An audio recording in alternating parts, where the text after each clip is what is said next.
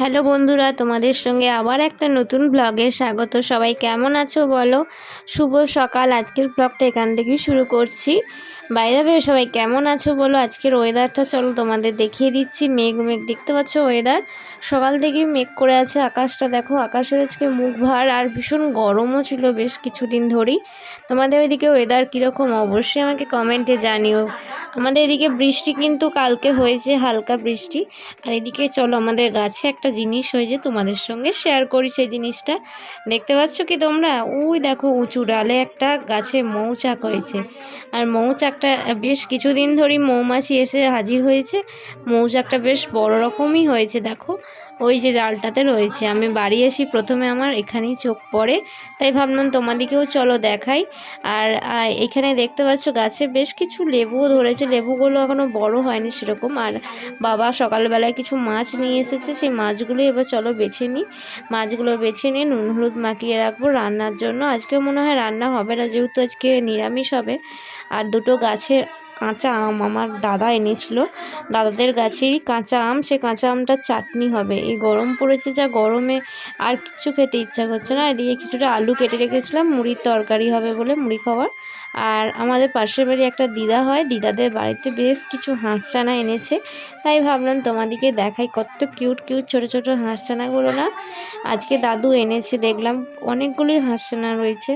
যেহেতু আমাদের গ্রাম বাংলার সাইডে বাড়ি, তার জন্য এই হাঁসছানা এখন আমরা দেখতে পাই। শহরের দিকে তো আর হাঁস দেখতেও পাওয়া যায় না সেভাবে। আর দেখো হাঁসছানাগুলোকে খেতে দিয়েছে। আর হাঁসছানাগুলোই এনেছে, এনেই খেতে দিয়ে দিয়েছে। মারপিট শুরু করে দিয়েছে একটার সঙ্গে আর একটা হাঁসছানা, সেটাই আমি দেখছিলাম। আর চলো এবার ডাক্তার দেখাতে যাব, যেহেতু রেডিও হয়ে গেছি। ডাক্তার দেখাতে যাব বলে বাবা, আমি আর মা তিনজনে বাইকেই যাচ্ছি। ওয়েদারটা তো দেখলে মেঘ, কিন্তু হালকা এবার সূর্য উঠে গেছে। দেখতে পাবে ওয়েদারটা দেখো, সূর্য উঠে গেছে। আর তোমরা অনেকেই দেখতে চাও যে আমার বাপের বাড়ি থেকে শ্বশুরবাড়ি আসার চারপাশটা কীরকম। এই রাস্তা ধরিয়ে আমি আবার শ্বশুরবাড়িও ফিরি, একই রাস্তা, এটাই আমাদের মেন রাস্তা। আর দেখো সূর্য উঠে গেছে দেখতে পাচ্ছ। আর আকাশটা চারিদিকটা, এই দিকটা এখন ফাঁকা, যেহেতু চাষ এখন আর হয় না। আবার বর্ষার শুরুতে এদিকে ধান বীজ রোপণ করা হবে। আর এই সাইডে হচ্ছে রেল লাইন, দেখতে পাচ্ছ। এই রেল লাইনটা ধরে বর্ধমান, হাওড়া, অনেক দূর দূর যাচ্ছে ট্রেনটা। হাওড়া পর্যন্ত এখন আপাতত রয়েছে লাইন। বাঁকুড়া যায়, পুরুলিয়া যায় এই সাইডে ট্রেনটা। আর ওই যে স্টপেজটার নাম হচ্ছে পোগড়া, এখানেই ট্রেন দাঁড়ায়। এর পরের স্টপেজই হচ্ছে আমার শ্বশুরবাড়ি। একদম কাছেই, বললাম না 10-15 মিনিট লাগে। আর রেল লাইনে দেখলে ভিড়ও রয়েছে, লোকজন ট্রেন আসবে বলে। আর মাকে বললাম মাথায় একটু তেল মালিশ করে দাও। মাথায় একটু তেলটা মাখিয়ে দিল, তারপর স্নান করে নিলাম। দেখো স্নান করে নিয়ে এবার চুল টুল আঁচড়ে নেব। মাথায় মাঝে মধ্যে আমি তেল দিই, তারপর চুল টুল আঁচড়ে নিলাম। আর এই সাইডে দেখো রোদ উঠে গেছে দেখতে পেলাম। আর রোদ সকাল থেকে মেঘলা ছিল, তারপর রোদ উঠে গেছে। মায়ের রান্নাও হয়ে গেছে কমপ্লিট। তাহলে রান্নাগুলো দেখিয়ে নিই। দেখো আলু বড়ি পোস্ত হয়েছে, এটা ছানার তরকারি হয়েছে। যেহেতু আজকে বৃহস্পতিবার নিরামিষ, তার জন্য। আর এই দেখো ডাঁটা দিয়ে, বেগুন দিয়ে, আলু দিয়ে একটা সবজির তরকারি হয়েছে। ওইদিকে কাঁচা আমের চাটনিও মা করে রেখেছে, পাতলা করে যে আমগুলো কেটে রেখেছিলাম সে আমগুলো দিয়ে চাটনি। বেশ ভালো লাগছে, নিরামিষই খাবো। আর বললাম বৃহস্পতিবার লক্ষ্মী পুজো হয়েছে যেহেতু বাড়িতে, তার জন্য সমস্ত নিরামিষ রান্না। তোমাদের ওই সাইডে কি কাঁচা আম পাওয়া যাচ্ছে এখন? আমাকে একটু কমেন্টে জানিও। আমাদের এদিকে কিন্তু এত ঝড় বৃষ্টির জন্য গাছে একটাও কাঁচা আম নেই। দেখো সন্ধ্যাবেলায় বাড়িতে ফুচকা নিয়ে এসেছে, বাবাকে বলেছিলাম একটু ফুচকা আনতে। আমার ফুচকা মাঝে মধ্যে খেতে ইচ্ছা করে, আর মেয়েদের তো ফুচকা আরও বেশি পছন্দের। তোমাদের কার কার ফুচকাটা দেখে জিভে জল এসে গেছে অবশ্যই আমাকে কমেন্টে জানিও, তাহলে আমি তাদের জন্য ফুচকা পাঠিয়ে দিচ্ছি।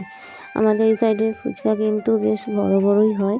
আর 10 টাকায় আমাদের এখানে 7-8টার মতো ফুচকা দেয়। তারপর দেখো বাপের বাড়ি চোখে শ্বশুরবাড়ি অলরেডি চলে এসেছি। এর মধ্যে তোমাদের কোনো ভিডিও আমি শ্যুট করিনি, ভালো লাগছিল না, তার জন্য অ্যাকচুয়ালি ভিডিও ঠিকঠাক নিইনি। তারপরের দিন সকালে স্টার্ট করলাম আবার ভিডিওটা। স্নান টান করে একবারে দেখো ফ্রেশ হয়ে নিয়েছি। আর আমি এসে তারপরে আর ক্যামেরা যেহেতু অন করিনি, আর ভিডিওর মধ্যে নেওয়াও হয়নি। দেখো সকালে দেখলাম মেঘ ওঠেনি, মানে মেঘ করেছে, রোদটা ঠিকঠাক ওঠেনি। তা কাপড় জামাগুলো ছাদে একটু মেলে দিলাম, কাচাকুচি হয়ে গেছে, স্নানও হয়ে গেছে। চুল টুল এখনও আঁচড়াইনি, তাই আমাকে কীরকম অন্যরকম লাগছে, যেন মনে হচ্ছে এখনও স্নান করিনি। যাক, স্নান হয়ে গেছে, কাপড় জামাগুলো মিলনি। ততক্ষণে বন্ধুরা তোমরা বলো আমার ভিডিও কেমন লাগছে, তোমাদের কি ভালো লাগছে আমার ভিডিও? যদি ভালো লাগে আমি তাহলে আরও ইন্সপায়ার করো, অবশ্যই আমি ভিডিও চেষ্টা করব ভালোভাবে দেওয়ার। জানি খুব একটা ভালো ভিডিও আমি তোমাদের জন্য বানাতে পারি না, তাও চেষ্টা করব অবশ্যই, ঠিক আছে?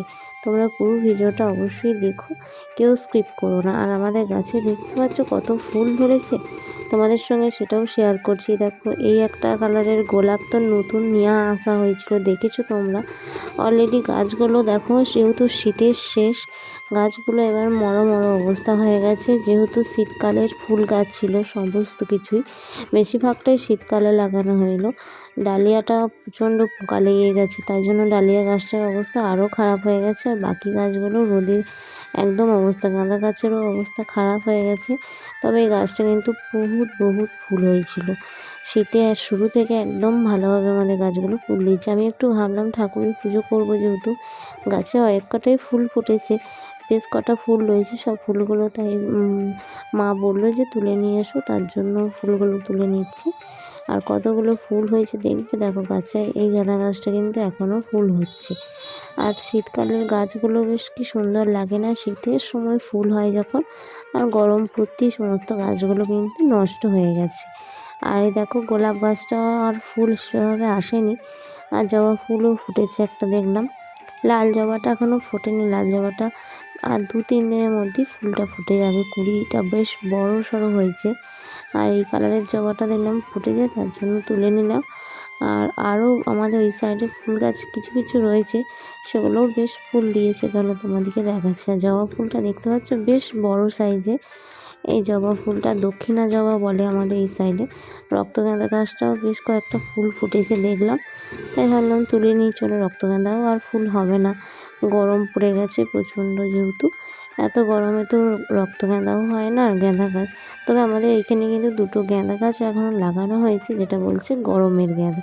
আর তোমাদেরকে দেখিয়ে নিলাম কতগুলো ফুল পেয়েছি আমি, দেখো বেশ কয়েক কটাই ফুল হয়েছে। আর এই সাইডে দেখো রজনীগন্ধাটাও ফুল ফুটেছে, এটাও তুলে নেব ঠাকুরের চরণে দেওয়ার জন্য। আরও হয়েছিল বেশ কয়েকটা, আমি তুলেওছি, ঠাকুরকে দেওয়া হয়ে গেছে এর আগে অলরেডি। তারপর এসে চুল টুল আঁচড়ে নিচ্ছি, চুলটা যেন হাওয়ায় জট পেকে গেছে আমার প্রচণ্ড। আমার চুলটা এত সিল্কি হওয়ার জন্য চুলে প্রচণ্ড জট পেকে যায়, কি বলবো। আর এই জট ছাড়াতে আমার আরও বিরক্তকর লাগে, ভীষণ ভীষণ বিরক্তকর ব্যাপারটা। মনে হয় যেন চুলগুলো তখন ছোট্ট করে দিই, এত বড় চুল সামলানো যায় না। যাই হোক, তোমাদের সঙ্গে ভিডিও শেয়ার করছি, তোমরাও দেখতে থাকো। চুল টুল আঁচড়ে নিয়ে তারপর দেখো আরও সারাদিনে কী করি না করি, তোমাদের সঙ্গে চেষ্টা করব টুকিটাকি ভিডিও শেয়ার করার। তোমরা অবশ্যই পাশে থেকো, আর আমার ভিডিও কেমন হচ্ছে প্লিজ প্লিজ একটু কমেন্টে জানিও। আর কে কোথা থেকে দেখছো ভিডিওটা সেটাও যেন জানাতে ভুলো না, ঠিক আছে বন্ধুরা? চলো এবার সিঁদুরটা পরে নিই। এটা আমি কেয়া সেটের সিঁদুর ইউজ করি প্রত্যেক দিনই, তোমরা তো জানো, আগের ভিডিওগুলোতে দেখেছো যে কেয়া সেটের সিঁদুর আমি ইউজ করি। কেয়া সেটের সিঁদুরটা আবার পরে নিলাম। এবার ঠাকুরকে একটু ফুল দেখিয়ে দেবো, পুজো দিয়ে ধূপ ধূপ তো দেখিয়ে নিই। তোমরা ভিডিওটা পুরো দেখতে থাকো, ঠিক আছে বন্ধুরা? জানি তোমরা অনেকেই আমার ডেলি ভ্লগ ভিডিও দেখতে পছন্দ করো, চাও যাতে আমি ডেলি ভ্লগ ভিডিও তোমাদের জন্য বানাই, ডেলি লাইফস্টাইলের ভিডিও মাঝে মধ্যে, তাই দেওয়ারও চেষ্টা করি। কি করি না করি, আসলে একা হাতে সমস্ত ক্যামেরা ধরা প্লাস ভিডিও এডিটিং সব কিছু একা হাতে সামলাতে একটু পসিবল হয় না। যখন সময় পাই অবশ্যই শেয়ার করি।